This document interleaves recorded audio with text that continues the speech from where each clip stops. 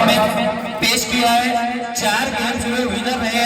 ऐसे सत्कार मुफ्ती हमारे जनाब फय्यूम कमर सर, इनको भी जो है तो यहाँ पर डाइस में मौजूद तमाम मेहमान हजरात जो है तो शॉल और गुलदस्ते पेश करके इनका भी सत्कार कर रहे हैं।